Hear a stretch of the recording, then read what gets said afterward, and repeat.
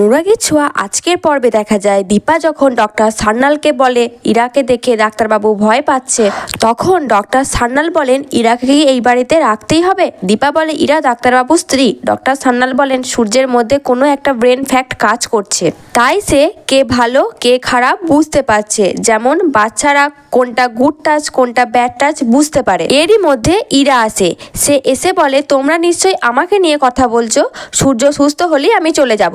Doctor Sanyal ইরাকে প্রশ্ন করে সূর্য তোমাকে দেখে ভয় কেন পাচ্ছে। তখন ইরা বলে আমরা একটা খারাপ দুর্ঘটনা থেকে বেঁচে এসেছি, আমাকে দেখে সূর্যর ওসবই মনে পড়ছে, তাই হয়তো ভয় পাচ্ছে। ডক্টর সান্যাল চলে গেলে ইরা দীপাকে বলে দিদি তোমার মাথায় যে সিঁদুরটা পড়েছে ওটা একটা দুর্ঘটনা, ওটাকে সত্যি বলে ভেবো না। সূর্য সজ্ঞানে আমাকে সিঁদুর পরিয়েছে, তাই সূর্যের দেখাশোনা করাটা আমার কর্তব্য তেমন অধিকারও। ঘরে এসে দীপা সূর্যকে একটা ডাক্তারি বই দেয় আর বারবার জিজ্ঞাসা করে কিছু মনে পড়ছে কিনা। ইরা এসব দেখে চিৎকার করে বলে এটা সম্ভব না। সে বলে সূর্য ওষুধ খাচ্ছে, এত তাড়াতাড়ি কিছু মনে পড়বে না। দীপা বলে অনেক দিন হয়ে গেছে, এবার ওনাকে সুস্থ হতে হবে, উনি এত বড় ডাক্তার। সূর্যকে ইরা ঘুম পাড়াবে বললে সূর্য বলে এই মেয়েটাকে আমার পছন্দ নয়, কেন ও বারবার আমার কাছে আসছে। দীপাকে বলে রাতে সে সূর্যের কাছে থাকবে। দীপা উর্মিদের ঘরে চলে যায়, ওখানে গিয়ে সে বলে আমি কিছুতেই ইরার কাছে ডাক্তারবাবুকে একা ছাড়বো না, তাই জয় আর উর্মি ওই ঘরে থাকবে। ইরা জয় আর উর্মিকে সূর্যের ঘরে দেখে বলে লজ্জা করে না একজন স্বামী স্ত্রীর ঘরে থাকতে। তখন